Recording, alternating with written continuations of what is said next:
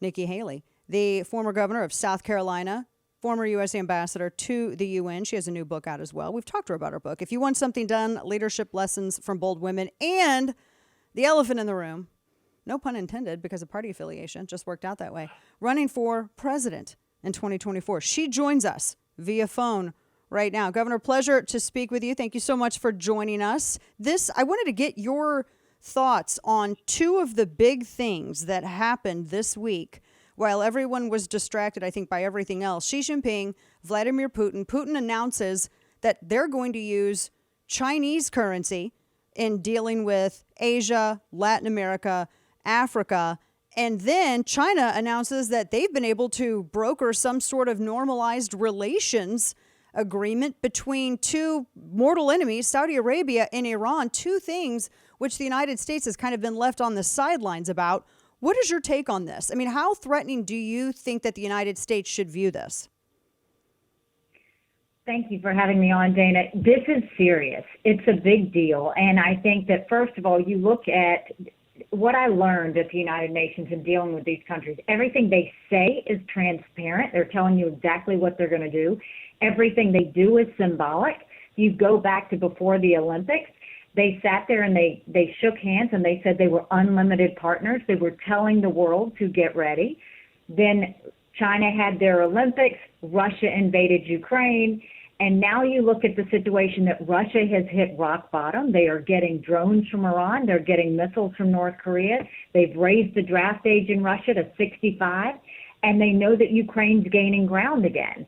And so when they've hit that, the idea that President Xi showed up in Russia for that photo op that they really wanted to show the world, they again acknowledged what close friends they are. And President Xi was caught on a hot mic saying change that hasn't happened in 100 years is coming, and we are driving this change together. That's what he said to Putin. And that's why everybody needs to understand that a win for Russia is a win for China. This is the new partnership that they are trying to create. This is their ability to try and get rid of the West and all freedom-loving countries. And they see us as the great sinners. And this is what they're going to continue to do. And the U.S. has been asleep at the wheel, incredibly naive, and not handling this in the way that we need to make sure that we deter a world war going forward. We're talking with Nikki Haley, running for president in 2024. You said a win for Russia, obviously a win for China. What does a win for or in Ukraine look like? I mean, a win. Look, if Russia left today, Ukraine had their country back. That's a win. If Russia retreats, that's great. If Ukraine retreats, they lose their freedom, they lose their country, and Poland and the Baltics are next. Putin has said that. So, for Ukraine, it's really just showing dictators you can't invade freedom-loving countries. You don't get to do that.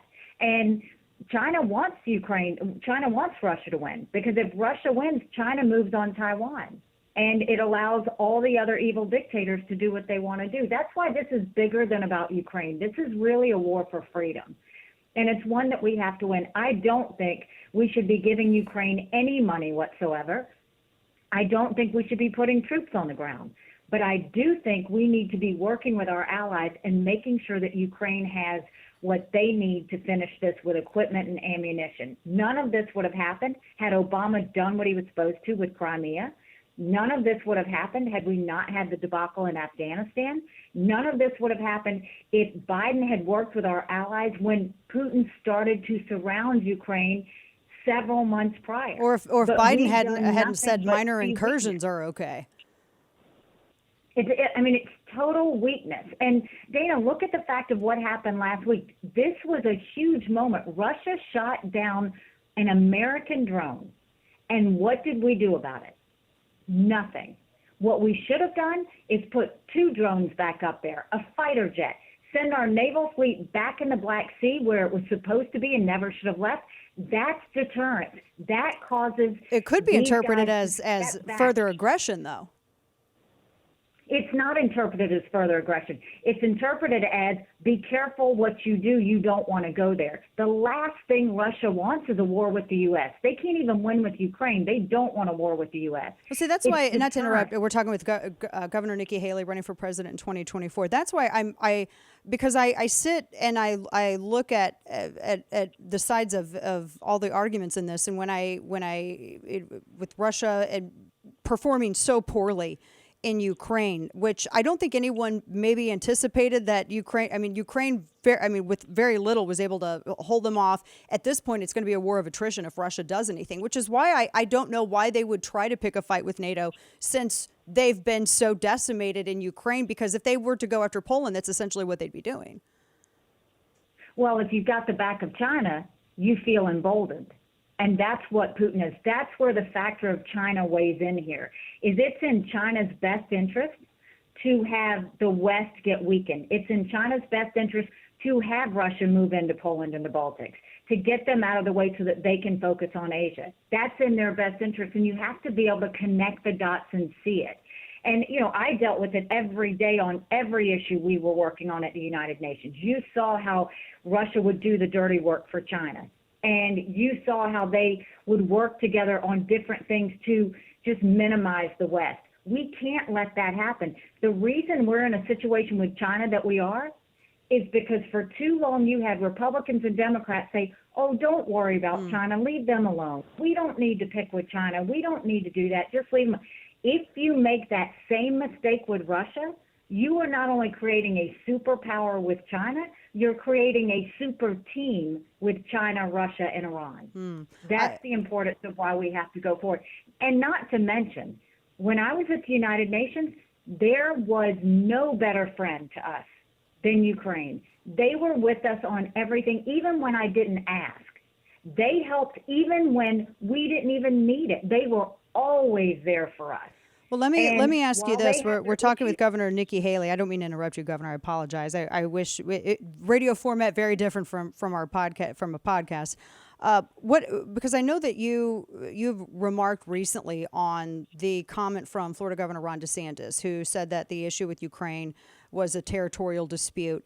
And you have an op-ed that you published that it was not a territorial dispute. What if you could specifically articulate what is the dispute over? Like, where could there be some kind of negotiation for peace between those two entities? What would that look like? Russia should leave. I mean, think about it. If someone invaded America, what would be a win for us? What would we consider a win? And if the allies and all the West go and combine and say Russia needs to leave this country they invaded, that's what a win looks like. But having Russia get away with a little bit, that was the problem with Obama. They let him get away with Crimea. That gave them the okay to keep on digging and keep on digging. That's what we don't want to have happen, is we need to let them know when you have independent free countries, no dictator has the right to invade and take that away from any of us. This, and I'm going to move to TikTok and some other, because we have the TikTok hearings. And the reason I do want to go to the territorial dispute, the concern with the territorial dispute is this is not the time to get weak in the knees on Russia. This is not the time to get weak in the knees on China. That's what they're hoping we will do. We can't get them that. How would a President Nikki Haley handle that? Avoiding the weak in the knees on that? Well, in response to Russia and dealing with China on either end of the globe here, I mean, it's a tough decision. How would you handle the United States and our response and dealing with China, dealing with Russia, and this? What would you do? What would be the decisions that you would make with regards to Ukraine and Russia right now if you were in the White House? First, you call them out on what they're doing, and you let them know what you expect of them. In terms of China, they are now building up their military. They have the largest naval fleet in the world. They have more air defense systems than we do, and they're modernizing. They just developed the 5th generation fighter jet. Yes. By stealing our technology. You look at the fact that they continue to steal intellectual property. President Xi has a commission that says any company that does business in China has to cooperate with the Chinese military. Look at our tech companies.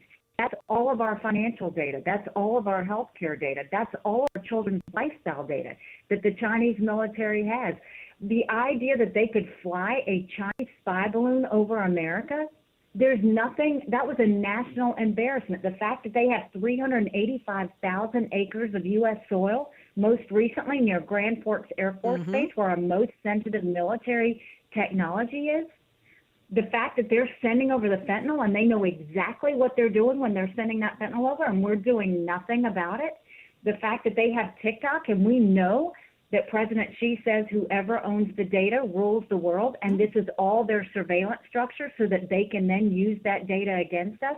We have to start looking at this as a national security issue. And when we let them know we're onto them, and when we actually start dealing with it, that's the key. That doesn't mean we have to economically separate from China. I don't care if Americans buy T-shirts and light bulbs from China any more than I care if they buy agricultural products from our farmers. But what I do care is when it's in the national security interest. When we are, they tell us to put on a mask and it's made in China. They tell us to take a COVID test, it's made in China. You walk down the drugstore Right. There's a lot of stuff that we could do. Absolutely. Let me ask you this. Talking with Nikki Haley, former governor of beautiful South Carolina, also running for president. Why some people like me, I remember when Trump went over, I think it was like G8, or he was over, it was the famous picture where he was sitting at the table, Angela Merkel was mad. He had made Angela Merkel angry because he was demanding Germany pay more GDP towards NATO. Why can't Europe take more of a lead on this? And do you think, kind of a two-parter, if Europe was able to and seemed willing and maybe even eager, NATO nations particularly, obviously to pay more of their GDP towards their own self-defense, would that have been enough of a deterrent to stop Russia, even maybe perhaps before they tried annexing Crimea? Absolutely. Look, the stronger that those NATO countries are, the more invested those NATO countries are, the more of a deterrence it is. We should always push the envelope on what they need to do. We should always give them a hard time and let them know they have to do more. They should never think that they are only dependent on us. Well, why should we then pick up their slack? Why should we pick up their slack? If they're unwilling to do it, it's in their backyard. I mean, I just feel like they have more of a duty than we do. I mean, Biden should be sitting down with all of them and putting requirements in front of them on what is expected of them. And they should have to deliver. That hasn't happened. He hasn't done that at all. And that's exactly why he's been showing weakness. I wanted to ask you a couple things. The TikTok stuff, and I only have two questions left for you. Talking with Nikki Haley, I appreciate your time with us today. A lot of people talk about the data. You mentioned the data as well. Can you speak to kind of for the lack of a better way to put it, sort of the PSYOP goal that China has with TikTok? Because to me, I think it's more about dividing people with their CCP formulated misinformation, their algorithms. That's kind of, I think, the big danger with TikTok. How do you deal with that, though? Because I know right now they're debating whether or not to even ban it, because I don't think enough people look at that company as the agent of state it is, as opposed to, they instead look at it as an individual, business, but a lot different than what it really is. Well, I think first we have to understand that they are cooperating with the Chinese military. That's a requirement of ByteDance. That's a requirement of what they have to do. And I'll tell people, just imagine if somebody was looking over your shoulder and staring at what you were doing on your phone. Right. And just imagine that someone was studying the decisions you make in how you move on your phone. And just imagine the fact that they put things in front of you that try to change your mind or create a scenario that causes chaos. That is TikTok. That is what they are doing. And so not only are they collecting data on what you do and how you think, they are putting things in front of kids, whether one of the first things they see are things about suicide. Yeah. They do put things that divide our country based on race and religion. Facebook did this back in 2016. Russia did this with Facebook back in 2016. Their goal is chaos. Their goal is to destroy us. That's the reason they're sending the fentanyl the way they are. And so we need to completely ban TikTok. There's nothing that CEO could say that would in any way that would in any way get trust from me that they're not doing something. They're fighting this hard because they're trying to get all the data that they can. It's wild. We live in Orwell's time for sure. Unfortunately, we're out of time. Governor Nikki Haley would love to have you back. I appreciate you having a conversation with us on this because there's a lot of nuance, particularly in geopolitics. There's a lot of nuance there, a lot of stuff to discuss, and it's good to have that exchange of ideas. We appreciate your time. Thanks so much for joining us.